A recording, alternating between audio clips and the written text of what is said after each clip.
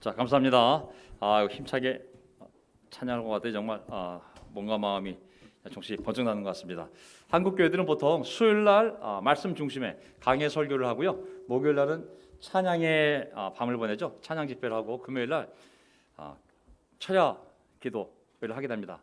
우리는 이제 바이블톡을 하기 때문에 그런 전통을 따르지 않지만 코로나 때 정말 같이 찬양하고 기도하는 것은 큰 힘이 되거든요.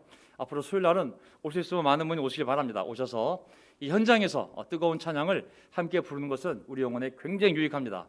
그래서 우리 강수방 형제께서 앞으로 송리더들과 함께 8시에 시작해서 8시 반까지 뜨거운 찬양을 하고 제가 30분부터 9시 10분까지 40분 동안 뜨거운 말씀을 전하는 그러한 찬양과 말씀이 있는 수요 예배가 될 것 같고요.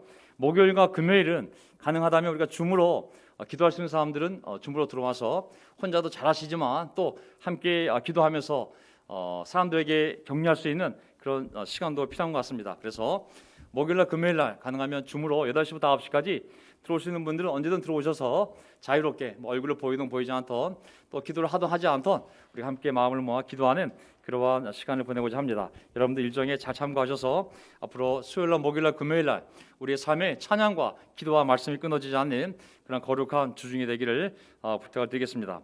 자, 오늘 제가 준비한 설교 영적 전쟁 소리에 처음부터 오늘 제목 사탄의 세력에서 하나님께로 돌아오게 하며 사탄의 세력에서 하나님께로 돌아오게 하며 사도 바울이 세례 받을 때 들었던 하나님의 음성입니다. 왜 내가 너를 택했냐면 널 통해서 이방 사람들을 어둠에서 빛으로 사탄의 세력에서 하나님께로 돌아오게 하기 위하여 그래야 그들도 나를 믿고 하나님의 복된 백성이 되게 하기 위하여 너를 택했다고 말씀하시거든요.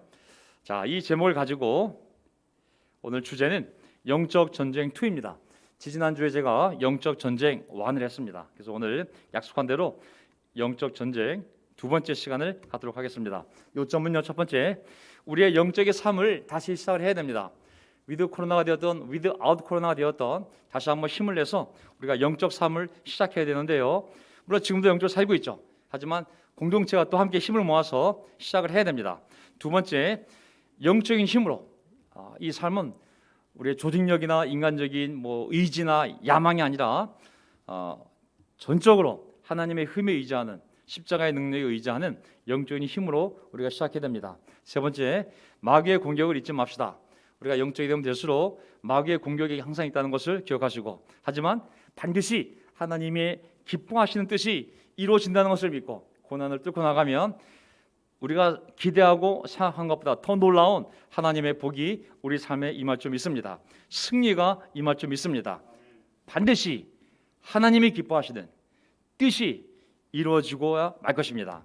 자, 첫 번째 포인트, 영적 삶의 시작에 대해서 나눠보겠습니다. 누가복음 4장을 보게 되면 예수님께서 보십시오. 예수께서 성령으로 가득하여 요단강에서 올라오셨다. 예수님의 공생애가 예수님의 공적인 삶의 시작이 바로 성령이 가득한 것으로부터 시작이 됩니다. 우리 영적인 삶의 시작은 바로 성령으로부터 시작하는 줄 믿습니다. 아멘. 하나님의 영이 우리를 이끌어 가실 정도가 되어야 하나님의 일에 우리가 쓰임을 받을 수 있음을 믿습니다.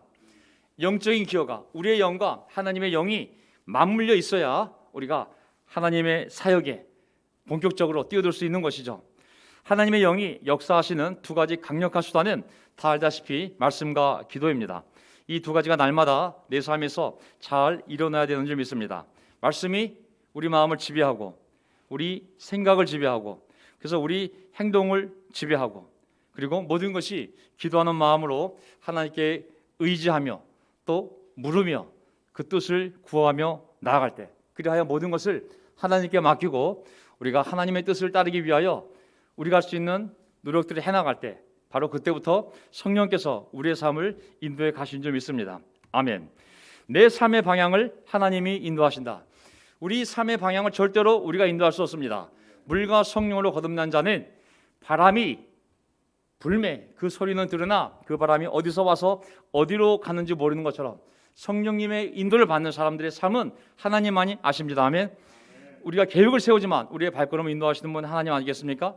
우리가 날마다 우리의 삶을 내가 결정하는 것이 아니라 우리 인생의 주권자이신 하나님이 인도해 갈 수 있도록 하나님께 우리의 삶을 내어드리는 그러한 시작점을 가져야겠습니다. 내 삶은 내가 인도하는 것이 아니라 하나님이 인도하신다. 그 다음에 누가복음 4장 14절을 보게 되면 이제 그리고 그는 성령에 이끌려 광야로 가셔서, 자, 세례 받을 때 성령님이 예수님 가운데 충만히 계셨다면 이제 그 성령께서는 그 예수님을 어디로 끌고 가시냐면 광야로 끌고 가십니다. 이러하듯 우리의 삶도 하나님께서 원하시는 때에 원하시는 방향으로 원하는 장소로 끌고 가실 줄 믿습니다. 아멘. 광야는 누구도 가고 싶은 곳이 아닙니다. 우정자매, 콘도를 가고 싶으세요? 아니면 광야를 가고 싶으세요? 어느 누구도 리조트에 가고 싶지 광야를 가고 싶지 않은 것입니다. 하지만 하나님의 계획은 성령을 통하여 자기 아들을 광야로 인도하는 것이었습니다. 부른 기둥과 불기둥이 이스라엘 백성을 대로로 인도한 것이 아니라 홍해 바닷가로 인도하셨습니다. 홍해로 가면 거기 길도 없어요. 그거 죽는 것이거든요. 하지만 그곳에 하나님의 기적이 기다리고 있었던 것이죠. 성령님은 예수님을 광야로 인도하지 않았습니까? 반드시 세상에 나가기 전에 광야에서 그 시험을 이겨내셔야 했기 때문입니다. 예수님은 바울을 이방인들에게로 인도하셨습니다. 바울은 유대인 랍비이기 때문에 그 누구보다도 이방인을 멸시하는 자였거든요. 하지만 하나님은 바울을 이방인 세계로 인도해서 이방의 빛이신 예수 그리스도를 증거하게 하셨던 것이죠. 때로는 바울이 가던 곳을 막기도 했습니다. 그것이 아니라 이곳으로 들어가 복음을 전하라고. 우리의 삶의 여정을 하나님이 인도하신 줄 믿습니다. 베드로의 말년에도 예수님이 뭐라고 예언했습니까? 네가 젊었을 때는 마음대로 다 돌아다니나 나이가 들면 네가 원치 않는 곳으로 내가 널 데려갈 거라고. 네가 원치 않는 곳으로, 하지만 내 뜻을 이루는 곳으로 내가 너를 데려갈 거라고 말씀하셨거든요. 믿음을 잃은 사도들이 밤새 고기잡이를 나갔습니다. 한 마리도 잡지 못했죠. 예수님이 그들을 만나고 나서 뭐라고 했습니까? 다시 나가라고. 그리고 저 깊은 곳에 가서 던지라고. 그들은 허탕질을 쳤고 그곳에 고기가 없는지를 뻔히 알고 있었지만 예수님이 명령하시니 그럼 저희가 한 번 더 나가보겠습니다. 그들이 예수님께 순종하였을 때, 예수님의 인도를 받았을 때 그물이 찢어지도록 고기를 낚았던 것을 기억합니다. 우리의 삶은 하나님이 인도하셔야 승리하는 줄 믿습니다. 아멘. 우리가 우리의 삶을 인도하는 것이 아니라 하나님께서 우리의 삶을 인도할 수 있도록 우리가 기도합시다. 빌립보서 2장 13절, 하나님은 여러분 안에서 활동하셔서 여러분으로 하여금 하나님을 기쁘게 해드릴 것을 염원하게 하시고 실천하게 하시는 분입니다. 하나님은 여러분 안에서 활동하셔서, 성령께서 여러분 안에서 활동하셔서 여러분으로 하여금 여러분 자신을 기쁘게 하는 것이 아니라 하나님을 기쁘게 해드릴 것을 염원하게 하시고 그것을 실천하게 하시는 분입니다. 아멘. 우리 안에 성령께서 우리를 지배하신다면 우리의 생각과 우리의 삶의 방향은 어떻게 하나님을 기쁘게 할 것인가, 무엇이 하나님을 기쁘게 하는 것인가, 그것을 생각하고 그 방향으로 우리의 손과 발을 움직일 거라고 말씀하시는 것이죠. 생각만 할 뿐만 아니라 그렇게 할 수 있도록 도와주시는 분이 바로 하나님이라고 말씀하는 것입니다. 우리의 삶은 분명하게 하나님을 기쁘게 하는 방향으로, 그리고 그것을 실천하는 방향으로 하나님이 우리를 인도해 갈 수 있도록 우리가 기꺼이 하나님의 인도를 받아야 되는 줄 믿습니다. 아멘. 두 번째, 우리가 그 방향으로 갈 때, 하나님 우리의 삶을 인도해 나갈 때, 우리가 순종하며 나아갈 때 우리에게 필요한 것은 인간적인 힘이 아니라 바로 영적인 힘임을 믿습니다. 자, 누가복음 4장 14절을 보게 되면 예수께서 성령의 능력을 입고 갈릴리로 돌아오셨다. 세례를 받아 성령이 가득하여 성령의 인도를 받아 광야로 갔다면 광야에서 시험이 끝나고 났을 때 다시 예수님은 성령의 능력을 받아 이제는 그 파워 가운데 그가 사역을 본격적으로 펼쳐야 될 갈릴리로 돌아오셨음을 알 수가 있습니다. 성령의 충만을 받고 성령의 인도를 받고 그 시련을 이겨냈을 때 이제 성령의 힘을 받아 사역지로 돌아오시게 된 것이죠. 고린도후서 12장 7절, 이제 우리의 삶은 우리의 육적인 힘을 빼고 하나님의 힘으로 살아가야 됩니다. 고린도후서 12장 7절, 그러므로 내가 교만하게 되지 못하도록 하나님께서 내 몸에 가시를 주셨습니다. 그것은 사탄의 하수인이라고 할 수 있는데 그것으로 나를 치셔서 나로 하여금 교만해지지 못하게 하시려는 것이었습니다.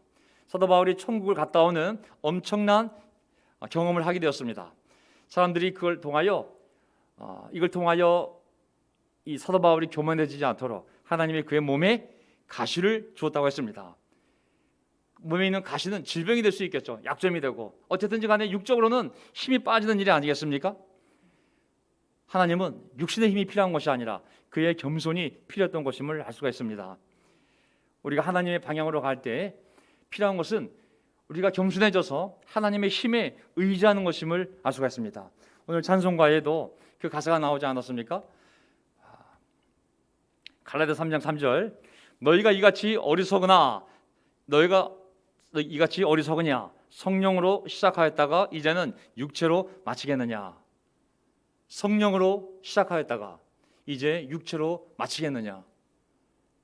성령으로 시작하였다가 이제 육체로 마치겠느냐. 이제 와서 너희 힘으로 율법을 지켜 의를 이루려고 하느냐. 성령으로 시작한 인생, 성령의 도우심을 받아 살다가 성령님의 인도로 천국에 들어가는 거 아니겠습니까?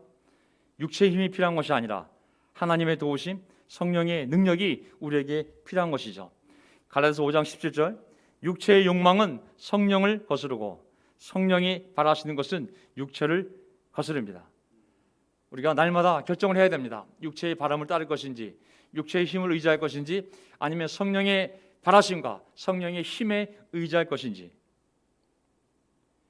우리는 성령으로 시작하였고 성령으로 살고 있고 성령의 도우심으로 하나님의 뜻을 이루다가 성령의 인도하심으로 천국에 들어간 점이 있습니다. 인간의 의욕이나 우리의 힘, 우리의 지혜로는 절대 하나님의 나라가 하나님의 뜻이 이루어지지 않습니다. 우리의 조직력만으로도 되지 않습니다. 우리 모두가 불완전하고 우리가 우리를 의지하기 시작하면 우리의 조직력, 우리 인간적인 연합, 또 우리 각자의 능력을 의지하게 되면 우리 모두 불완전하고 언젠가는 지칠 거고 또 갈등도 생기기 때문에 그런 것을 의지한다면 결국 다 무너지겠죠. 오직 하나님의 능력에 우리가 의지해야 됩니다. 잠언 16장 7절 우리가 하나님의 힘에 의지하면 놀라운 일들이 벌어지는데 우리 힘으로 할 수 없는 것들을 하나님이 이루어 주시는 거거든요. 사람의 행위가 여호와를 기쁘게 하면 그 사람의 원수라도 그와 더불어 화목하게 하시느니라. 내가 원수랑 아무리 화해하고 싶어도 그가 내 가족이 되었던 친척이 되었던 직장 동료가 되었던 어떤 관계가 되었든지 간에 내 힘으로 할 수 없는 것을 우리가 하나님을 기쁘게 하기 위하여 열심히 살아갈 때 하나님은 어느덧 그 원수된 자의 마음을 변화시키셔서 그와 더불어 화목하게 해주신다고 하시지 않습니까? 우리 힘으로 할 수 없는 것을 우리가 하나님의 힘으로 능히 이룰 수 있음을 보게 됩니다. 스가랴 4장 6절을 보게 되면 그들이 하나님의 성전을 재건할 때 그 재건한 책임을 맡은 스룹바벨 총독에게 어떤 말씀을 하셨습니까? 스가랴서 4장 6절 이것은 주님께서 스룹바벨을 두고 하신 말씀이다. 힘으로도 되지 않고 권력으로도 되지 않으며 오직 나의 영으로만 될 것이다. 만군의 주님께서 말씀하신다. 아멘. 어찌 때 보면 우리의 자녀도 그렇고 또 우리가 바뀌기를 원하는 사람의 성격을 보게 되면 우리가 아무리 노력한다고 해서 우리의 바램만큼 그가 바뀌는 것이 아니라 오히려 우리가 할 만큼만 하고 나머지는 하나님께 맡겼을 때 하나님의 손이 그의 삶에 개입됐을 때 그의 삶이 바뀌는 점이 있습니다. 아멘. 내가 밤새도록 도와준다고 해서 밤새도록 바뀌는 것이 아니라 차라리 우리가 밤새도록 그를 위해 기도했을 때 하나님의 영으로 그의 삶이 바뀔 수 있음을 믿습니다. 사람의 힘으로도 되지 않고 사람의 능력으로 되지 않고 오직 나의 영으로만 될 것이다. 하나님의 성전을 재건하는 것 아무리 물질적인 준비가 다 있어도 숫자가 많아도 물질적인 건물을 짓는 것이 아니라 하나님의 영적인 집을 짓는 것이기 때문에 오직 하나님의 영으로만 될 것이다. 우리 자녀들이 회심하는 것, 우리 자녀들이 성숙하게 변화되어지는 것 이것은 결국은 하나님의 영으로 되어질 변화들이거든요. 우리 각자의 몫을 다하겠지만 결국 하나님의 힘에 의하여 하나님의 영에 의하여 그런 변화와 기적이 일어나는 것을 믿습니다. 아멘. 그래서 저는 날마다 할 수만 있다면 제 아들은 군대 갔지만 제 딸을 위하여 날마다 기도합니다. 앞에 앉혀놓고 그 아이를 위해서 할 수 있는 가장 좋은 언어들, 가장 좋은 표현들을 골라서 그 아이의 미래에 일어날 최고의 일들을 날마다 기도해 줍니다. 아마 가장 저렴하게 영적 자존감을 세울 수 있는 방법이 아닌가 싶습니다. 돈이 하나도 안 들어요. 하지만 정말 아름다운 단어들로 날마다 축복을 하게 되면 하나님께서 그 단어들을 통하여 그 연예의 제 딸의 마음속에 그러한 영적 자존감을 세워주시고 그 단어들이 언젠가 그의 삶의 열매가 될 수 있도록 역사에 가실 분은 하나님인 줄 믿습니다. 그래서 우리는 이 확신을 가져야 됩니다. 마태복음 6장 33절. 너희는 먼저 하나님 나라와 하나님의 의를 구하여라. 그리하면 이 모든 것을 너희에게 더하여 주실 것이다. 결론은 이겁니다. 우리가 하나님에 의지하여 하나님을 신뢰하고 먼저 하나님의 나라와 의를 구하다 보면 우리 삶에 필요한 것들을 하나님이 덤으로 하나씩 하나씩 우리 삶에 두시는 것, 이것이 우리가 살아나가는 삶의 방정식인 줄 믿습니다. 아멘. 하나님의 힘으로 산다는 것, 그것은 뭐냐면 먼저 하나님의 나라와 의를 구하는 것.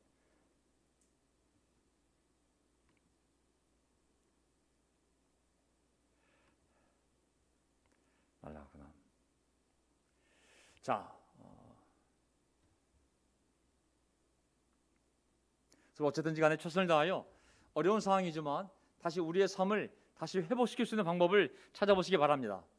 하나씩 하나씩 다시 우리의 예배도 조심스럽게 방역 수칙을 지켜가며 서두르지 않되 다시 우리의 원래의 삶으로 하나하나씩 우리의 교제, 우리의 데이트, 또 우리의 어떤 모든 영적인 노력들을 하나하나 회복시키는데 우리의 생각을 끌고 가야 됩니다. 세 번째, 마귀의 공격.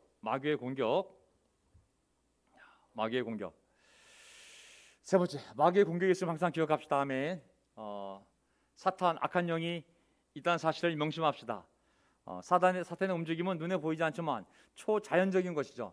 절대 눈에 보이지 않지만 지금 이 순간에도 역사하고 있는 것이 또한 사탄의 움직임 아니겠습니까?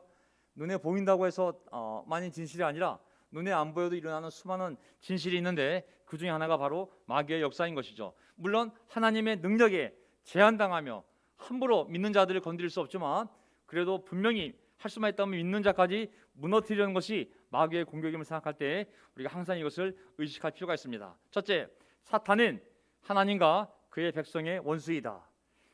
사탄은 하나님과 그의 백성의 원수이다. 구약 성경 전체를 보게 되면 마귀와 사탄의 모습이 등장하는데 항상 끊임없이 하나님을 적대하고 끊임없이 하나님의 자녀들을 공격하는 것이, 그 적의를 품는 것이 바로 이 악한 영인 사탄과 마귀의 모습입니다. 사탄은 신자들 가운데 역사하시는 하나님의 활동을 방해한다. 그렇죠.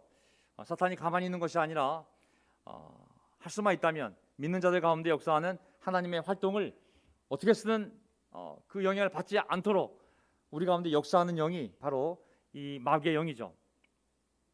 감히 하나님이 창조하신 첫 번째 인간인 아담과 하와에게 와서, 그것도 뱀의 모양으로 와서 교묘하게 와서 그들을 속여 하나님을 맞서게 만들지 않습니까?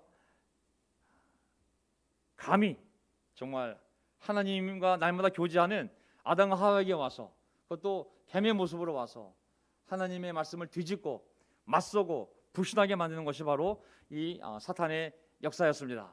신앙심 깊은 욥에게도 오지 않았습니까? 다른 사람도 아닌 정말 그 당시에 가장 의로운, 가장 영적이었던 욥에게 와서 그의 신앙을 떠본 것이 바로 사탄이었습니다. 신앙심이 좋았던 신실한 의인 욥도 이 사탄의 타겟이었습니다. 하나님을 진실되게 믿고 희생적으로 살려고 하는 사람은 누구든지 사탄의 타겟이 될 수 있습니다. 예수님에게도 다가왔던 사탄이 왜 우리에게 다가오지 않겠습니까? 마귀가 예수님의 구원의 길, 곧 고난의 길을 통하여 많은 사람을 구원하는 길을 막기 위하여 예수님께 광야에서 와서 3번이나 그를 시험하지 않았습니까? 어떻게 해서든 그 고난의 길을 통하여 사람들이 구원받지 않도록, 마찬가지로 오늘 이 시간에도 예수님의 제자로서 기꺼이 고난이지만 그 길을 감으로 말미암아 사람들을 구원하려는 우리에게 다가와 그 길을 가지 말라고 유혹하고 위협하는 것이 또한 마귀의 역사인 줄 믿습니다. 우리가 정신을 바짝 차리고 이 사탄의 영을, 이 영의 움직임을 우리가 인식하며 더 마음을 굳게 세워야겠습니다. 세 번째, 사람들로 하여금 하나님의 계심, 하나님이 우리를 사랑하시는 것, 하나님이 하신 일, 또 하실 일들, 또 지금도 하시고 있는 일들을 우리로 하여금 의심하고 불신하고 미워하도록 하는 것이 바로 사탄이 하는 일 아니겠습니까? 예수님께 와서 말하지 않습니까?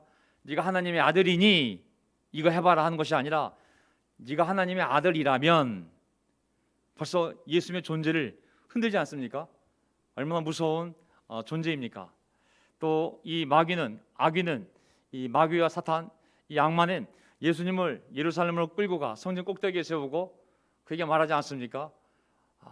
또 가장 높은 곳에 올라가서 정말 온 세상을 보여주며 내가 이 모든 것을 줄 수 있다고, 왜 어려운 길을 가려고 하느냐고 예수님께 꿈도 주고 설득도 하고 비전도 보여주면서 하나님의 꿈을 버리라고, 하나님의 비전을 버리라고, 이쪽으로 넘어오라고, 정말 멋진 세상이 있다고. 마귀가 사람들, 믿는 그리스도인들의 마음속에 들어가 왜 이렇게 힘들게 살려고 하냐고, 세상 꿈을 꾸라고, 세상의 비전을 가지라고, 네 자신을 위해서 꿈과 비전을 가지라고, 예수님의 꿈과 비전을 내려놓고 그냥 너의 꿈, 너의 비전을 세워보라고. 마귀가 지금도 많은 사람들 마음속에서 역사하고 있지 않겠습니까? 씨 뿌리는 비유를 보게 되면 마귀가 새들로 등장하는데 그것은 길가에 뿌려진 씨앗들을 그대로 가져가서 사람들의 마음속에서 복음이 들리지 않도록 하는 것이 또한 사탄이 하는 것임을 알 수가 있습니다. 말씀을 듣지 못하도록 뿌려지자마자 쪼아가는 새들에 의해 나타나는 것이 바로 사탄이죠. 창세기에는 뱀으로, 또 지금은 새들로 어떻게 해서든 말씀을 혼란스럽게 만들고, 그리고 말씀을 떠날 수 있도록, 실천하지 않도록 만드는 것이 바로 마귀의 영이죠. 또한 악인들을 통해 핍박을 가할 수도 있습니다. 사탄은 악인들을 통해 우리에게 핍박을 가할 수 있죠. 우리가 잘 알다시피 신약 성경을 보게 되면 초대교회 때 얼마나 많은 핍박을 받습니까? 정말 얼마나 유대주의자들, 고지식하고 고집센 유대자들 통해서 얼마나 많은 핍박이 우리 제자들에게 주어집니까? 모든 세력을 동원해서 우리의 신앙과 우리의 관계, 우리의 이런 조직을 무너뜨리려고 사탄이 악인들을 사용하는 줄 믿습니다. 그리고 이러한 악인들을 통해서 믿는 자들을 핍박하고 고통을 주고 왕따를 시키고, 그리고 불안하게 만들고 어려움을 가중시키고, 이런 일들이 얼마든지 우리 가운데 벌일 수 있는 것이죠. 그 핍박과 고통과 어려움과 고난의 목적은 바로 그걸 통하여 하나님에 대한 신앙을 잃어버리고, 하나님에 대한 꿈을 잃어버리고, 사명을 잃어버리고 평범한 세상 사람으로 살아가도록 하려는 것이 바로 그 핍박의 목적인 것이죠. 초대에게도 엄청난 핍박을 받았고, 우리가 영적으로 살려고 하면 할수록 직장에서, 가정에서 우리가 핍박을 받았음을 우리는 항상 기억합니다. 그냥 너는 세상의 자연인으로 살아가라고, 우리를 그 고난을 통하여 무너뜨리려는 악인을 통한 마귀의 그런 핍박이 항상 있었던 것이죠. 제가 제 삶을 뒤돌아보면 정말 24시간을 가지고 어떻게 정말 하나님을 기쁘게 하며 하나님의 힘으로 살아갈 수 있을까? 시간은 24시간인데 그 24시간을 가지고 어떻게 정말 먼저 하나님의 나라와 의를 구하고, 그리고 나머지에 정말 우리의 세상 일을 할 수 있을까? 항상 날마다 도전이 되는 일 아니겠습니까? 어떻게? 똑같은 24시간 안에서, 이게 제로 게임이거든요. 이걸 많이 하면 이걸 줄어들고, 이걸 안 하면 이걸 더 할 수 있고, 똑같은 24시간 먹고 자고 입는 시간 빼고 남은 시간을 가지고 어떻게 영적인 시간을 쓰고 어떻게 우리의 필요를 채워갈 것인가, 항상 지혜가 필요한 부분이 아닌가 싶습니다. 안 그렇습니까? 저는 지나간 옛날 얘기지만 저는 상고를 나왔습니다. 상고, 독서상고를 나왔는데 집안이 어려웠기 때문에 인문계 갈 생각을 못했습니다. 제가 독서상고를 가서 학교 공부를 하는데 또 한편으로는 대학을 가고자 하는 마음이 있었습니다. 근데 이 상원고등학교에서는 인문계 과목을 거의 안 가르쳐줘요. 제가 먼저 학교 공부를 하려면, 그 상고를 졸업하려면 다 여러분 아시겠지만은 먼저 주산 2급을 따야 됩니다. 다다다다다다 매일 아침 정말 하루에 몇 시간씩 주산 연구해요. 인문계에도 학원 다니면서 수학, 영어 공부할 때 저는 날마다 열심히 1전이요, 2전이요, 3전이요 넣기를, 그걸 2급을 따야 되고 3년에 걸쳐서 그걸 따야 어딘가 취직을 들어갈 수가 있어요. 그 다음에는 부기 2급을 따야 됩니다. 부기 1급이 공인회계사예요. 부기 2급을 따려면 1학년 때부터 열심히 부기를 공부해야 됩니다. 저도 주산 2급입니다. 저도 부기 2급입니다. 또 뭘 해야 됩니까? 타자 3급을 따야 돼요. 다다다다다다다 몇 년에 걸쳐 수업 시간에 타자 수업이 있어요. 타자 수업을 해. 저 타자 상급입니다. 또 펜글씨도 잘 써야 돼요. 펜글씨 수업 시간이 있어요. 제가 펜글씨도 또 급수가 있습니다. 자, 이것만 있습니까? 제가 또 공부해야 될 내용이 뭐냐면 상업 과목들, 영어가 있는데 영어가 인문계 영어가 아니에요. 무역 영어예요. 무역 영어. 제가 대학에 들어갔더니 대학교에서 가르치더라고요, 무역 영어를. 너무 재밌었어요. 무역 영어를 또 해야 외국에 수출도 하고 신용장도 쓰고 그걸 이미 고등학교 때 다 배우게 됩니다. 또 이 과목만이 아니라 상호 관련된 많은 과목들을 공부해야지만 직장에 들어갈 수 있기 때문에 열심히 공부해야 되는 거죠. 근데 거기서는 인문계 대학 가기 위한 과목을 가르치질 않아요. 그래서 저는 대학 공부를 함께 해야 됐기 때문에 참 힘들었습니다. 근데 우선순위가 분명했어요. 먼저 학교 공부를 했어야 됐습니다. 다 학교 요구하는 것을 다 따고 나서 그리고 남는 시간을 최대한 확보해서 인문계 공부를 해야 됐죠. 어쨌든 인문계 과목도 없어요. 시험 과목이 있는데 학교 국과목이 없어요. 혼자 공부해야 됐죠. 어려운 환경 속에 학원을 갈 수도 없고 교과서도 없고 어쨌든 정말 참고서도 없이 라디오 방송을 들으며 친구들과 함께 여름방학 때 밤을 새가며 도서관에서 밥을 해먹으며 공부를 했습니다. 저는 친구도 있지만은 저는 졸업할 때 학교에서 전교 6등으로 졸업했습니다. 어려웠지만 먼저 학교 공부를 최선을 다했습니다. 그리고 나서 인문계 시험을 봐서 제가 동국대학교 경영학과에 입학 장학생으로 입학했습니다. 30년 전에 그때 입학금이 40만 원이었을 때 장학금이 200만 원이었습니다. 어려운 환경이었기 때문에 그것이 저의 최고의 선택이었습니다. 주어진 24시간 동안 제가 최대한 써서 저의 꿈을 이뤄야 되는데 먼저 제가 공부해야 될 상호 고등학교에서의 과목들을 최선을 다해 공부하고 남는 시간은 또 최선을 다하여 또 공부해서 그 꿈을 이루었습니다. 제가 무엇을 말씀드리고 싶냐면 우리가 제자라면 우리가 주어진 24시간 안에서 우리가 할 수 있는 최선을 질서를 다해 최선을 다해야 됩니다. 먼저 하나님의 나라와 의를 구해야 됩니다. 하나님께 예배드릴 때 예배를 드려야 됩니다. 우리가 말씀을 읽어야 할 때 말씀을 읽어야 됩니다. 우리가 교제할 때 교제할 수 있어야 됩니다. 주일 예배 때 우리가 예배를 드려야 됩니다. 이제 우리 교회가 30년 됐기 때문에 매일 전화해서 예배를 드렸는지 안 드렸는지 말씀을 읽었는지 안 읽었는지 기도를 얼마나 했는지 확인한 사람은 아마 없을 것입니다. 하지만 그 책임은 결코 작지 않은 것입니다. 더 이상 이 교회가 어린 교회가 아니기 때문에 일일이 예배에 나와야 될지 말아야 할지 왜 안 나왔는지 어디에 있었는지 왜 말씀을 보지 않았는지 아마 묻지 않을 것입니다. 하지만 그 책임은 각자 하나님 앞에 설명을 해야 될 것입니다. 거기까지가 목회자로서 저의 역할이지 일일이 그것을 간섭하여 확인하고 강요하는 것이 제 역할이 아닌 것을 저는 잘 알고 있습니다. 어쨌든 영적인 삶은 24시간을 가지고 우리가 지혜롭게 먼저 하나님의 나라 의를 구하고 그리고 남는 시간에 우리가 할 수 있는 세상의 일들을 최선을 다하여 하는 것입니다. 아멘. 자, 우리가 어려운 일들이 벌어질 때 제가 오늘 읽는 이 구절들을 잘 명심하셨다가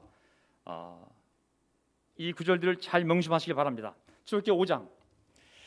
그 뒤에 모세와 아론이 바로에게 와서 말하였다. 주 이스라엘의 하나님이 말씀하시기를 나의 백성을 보내라. 그들이 광야에서 나의 절기를 지켜야 한다 하셨습니다. 그러나 바로는 이렇게 대답하였다. 그 여호와가 누구인데 그 주가 누구인데 감히 나더러 그의 말을 듣고서 이스라엘을 보내라는 것이냐. 나는 주를 알지도 못하니 여호와를 알지도 못하니 이스라엘을 보내지도 않겠다.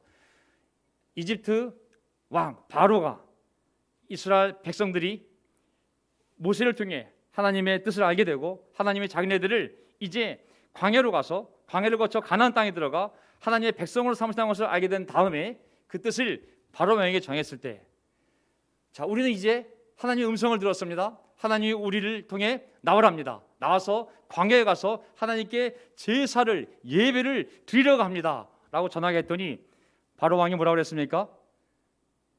무슨 소리를 하고 있느냐, 그 신 이름이 무엇이냐, 난 절대 보내지 않겠다라고 반응했습니다. 하나님의 영적인 도전에 대해 세상의 교만한 반응을 보십시오. 하나님이 누구냐? 예배가 무엇이냐? 나는 보내지 않겠다. 3절 그들이 말하였다. 히브리 사람의 하나님이 우리에게 나타나셨습니다. 우리가 광야로 사흘 길을 가서 주 우리의 하나님께 제사를 드릴 수 있게 허락하여 주십시오. 하나님께 제사를 드릴 수 있게 허락하여 주십시오. 그렇게 하지 않으면 주님께서 무서운 질병이나 칼로 우리를 치실 것입니다. 이집트의 왕은 그들에게 이렇게 대답하였다. 모세와 아론은 들어라. 너희는 어찌하여 백성이 일을 하지 못하게 하느냐? 어서 물러가서 너희가 할 일이나 하여라. 하나님께 제사를 드릴 수 있게 허락해 주십시오. 그러자 세상은 뭐라 그러냐면 시끄럽다. 가서 일이나 열심히 해라. 너희는 어찌하여 일은 안 하고 쓸데없는 예배 얘기를 하느냐? 가서 열심히 일이나 하여라. 무슨 예배와 제사와 같은 헛소리를 하고 있느냐? 6절 바로는 그날로 이스라엘 백성을 부리는 강제노동 감독관들과 작업반장들에게 명령하였다. 7절 너희는 벽돌을 만드는 데 쓰는 집을 더 이상 이전처럼 저 이스라엘 백성에게 대두지 말아라. 그들이 직접 가서 짚을 모아 오게 하여라. 8절 그러나 벽돌 생산량은 이전과 같게 하여라. 만들어내는 벽돌의 수가 줄어들어서는 안 된다. 그들이 게을러서 그들의 하나님께 제사를 드리러 가게 해달라고 하면서 떠든다. 예배를 가겠다고? 제사를 드리겠다고? 시간이 남는구나. 남는 동안 일 좀 더 해라. 할당량은 똑같이. 하지만 자료를 스스로 구하게 해서 더 삶을 고통스럽게 바쁘게 만든 것이죠. 그들이 시간이 남니까 예배 소리를 떠들고 있구나. 9절 그들에게는 더 힘겨운 일을 시키고 그 일만 하게 하여서 허튼 소리에 귀를 기르지 못하게 하여라. 더 바쁘게 해서 더 힘들게 해서 아예 교회 갈 생각을, 아예 예배 드릴 생각을, 아예 하나님 일을 할 생각을 하지 못하게 해라. 뺑뺑이를 돌려버려라. 아침에 눈 뜨면 직장에 가고 직장 끝나면 집에서 밥 먹고 빨리 자고 또 직장에 가고 영적인 것을 생각할 수도 느낄 수도 꿈꿀 수도 없도록 힘겨운 일을 시켜 허튼 소리에 하나님이라는 예배라는 허튼 소리에 귀를 기울이지 못하게 하여라. 우리가 24시간을 가지고 지혜롭게 잘 써야 됩니다. 지혜롭게. 제가 학교 나온 비유를 들었지만 똑같은 시간을 가지고 똑같은 인생을 가지고 정말 어떻게 살지를 우리가 잘 고민해야 됩니다. 하나님은 금방 오실 겁니다. 우리 인생이 영원하지 않거든요. 어떻게 하나님을 기쁘게 하며 영광스럽게 하는데 내 시간을 쓸지. 그를 늘리다 보면 세상의 시간이 줄어들겠죠. 세상을 위한 시간이 줄어들면 고통도 올 수 있겠죠. 반대로 우리가 하나님께 드리는 시간을 줄이면 줄일수록 세상에 대한 시간은 많아지겠죠. 더 줄이면 더 줄일수록 세상에 더 많은 일을 할 수 있는 시간이 많아지겠죠. 17절 그러자 바로가 대답하였다. 이 게을러 터진 놈들아, 너희가 일하기가 싫으니까 하나님께 제사를 드리러 가게 해달라고 떠드는 것이 아니냐. 쏙 물러가서 일이나 하여라. 너희에게 짚을 대주지 않겠다. 그러나 너희는 벽돌을 맡은 수량대로 어김없이 만들어내야 한다. 이스라엘 자손의 작업 반장들은 매일 만들어야 하는 벽돌의 수를 줄일 수 없다는 말을 듣고서 자기들이 공경에 빠졌음을 알았다. 자기들이 공경에 빠졌음을 알았다. 우리가 하나님을 위해 열심히 살려고 하면 할수록 언젠가 우리가 공경에 빠져 있는 우리의 모습을 볼 수가 있습니다. 우리는 아무 잘못이 없어요. 하나님을 기쁘게 하기 위하여, 형제자매들 격려하기 위하여 좀 더 내 시간을 하나님께 드리고 싶어서, 형제자매들을 위하여 쓰고 싶어서 우리가 수고한 것밖에 잘못이 없습니다. 하지만 세상은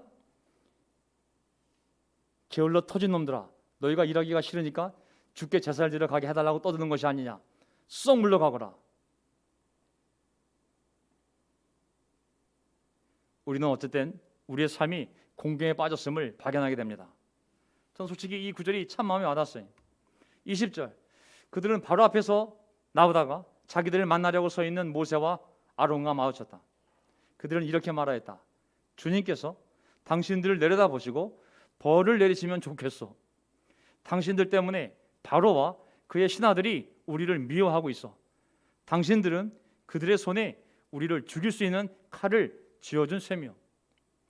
저도 제 인생이 어려워졌을 때 예수님을 따라 결심을 하고 때로는 직장을 그만두고 때로는 직장을 옮기고 때로는 집을 나오고 때로는 부모님과 맞서기도 하고 사상과 맞서기도 할 때 그 고통이 가중되었을 때 저도 때로는 이 표현을 저에게 영감을 주었던 그 사람들을 향하여 품었던 적도 있습니다.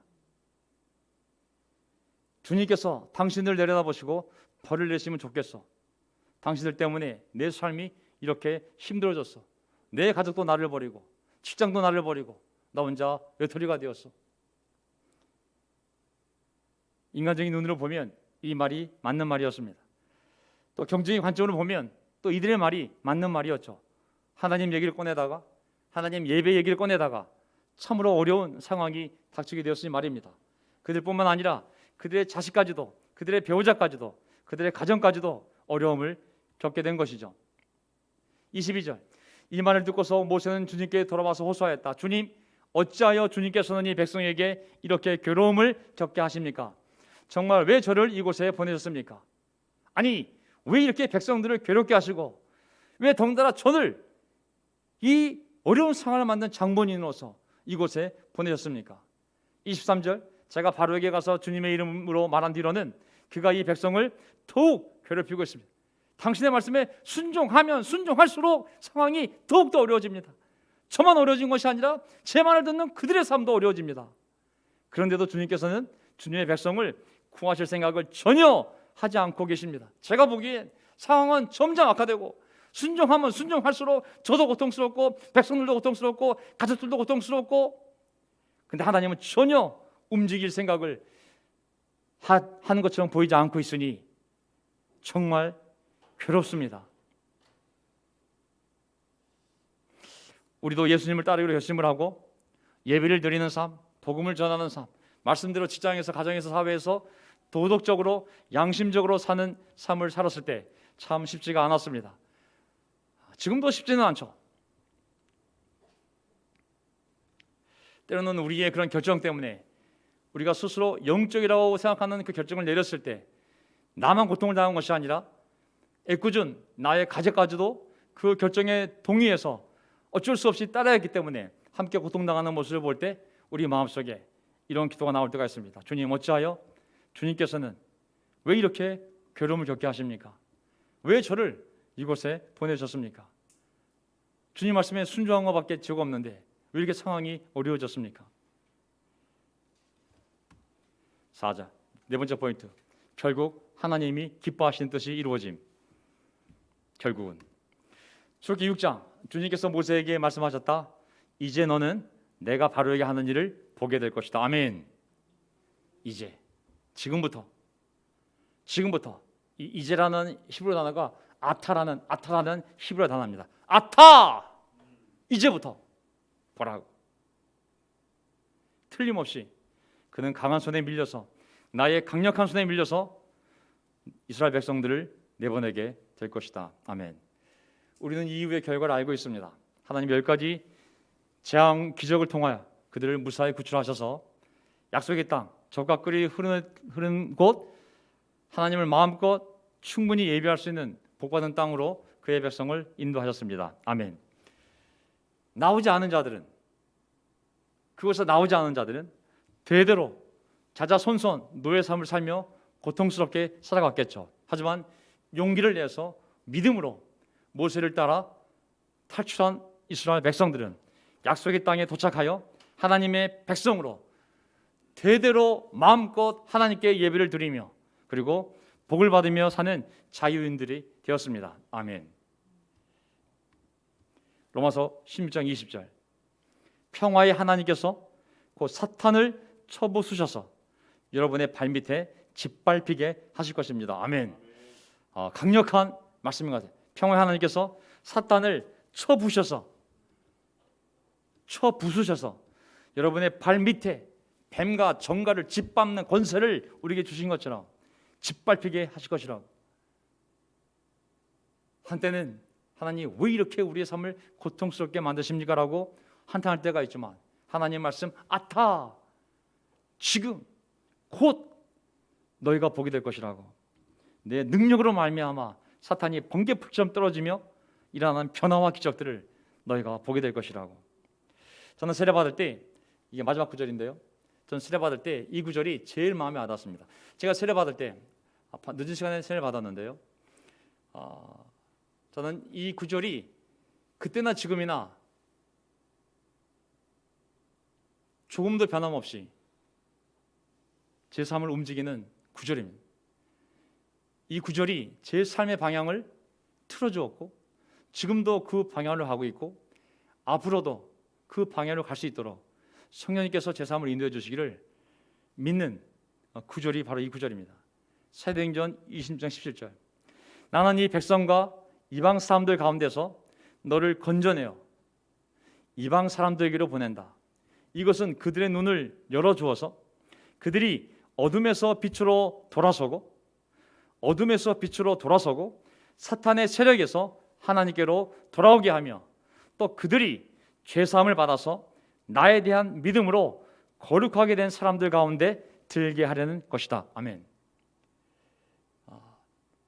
저는 세례 받은 다음에 이 구절이 내 남은 인생을 살아야 되는 이유이며 목적이며 방향임을 명심했고, 그리고 완전히 변화된 삶을, 죄 짓는 사람으로서, 죄 가운데 빠져 살던 사람으로서 이제 어떻게 해서 한 사람이라도 더 구원하여 어둠에서 빛으로 돌아올 수 있도록, 사탄의 세력에서 하나님께 돌아올 수 있도록, 그래야 그들이 죄사함을 받고 하나님의 거룩한 백성 가운데 들어갈 수 있도록, 친구가 되었던, 가족이 되었던, 친척이 되었던, 직장 동료가 되었던, 길가에서 만난 사람이었던, 누가 되었던, 죽는 날까지 이 일을 하는 것이 내 삶의 유일한 목적이요 기쁨이요 하나님을 기쁘게 하는 것임을 깨닫고 그렇게 살기로 결심한 지 이제 30년이 되어가는 것 같습니다.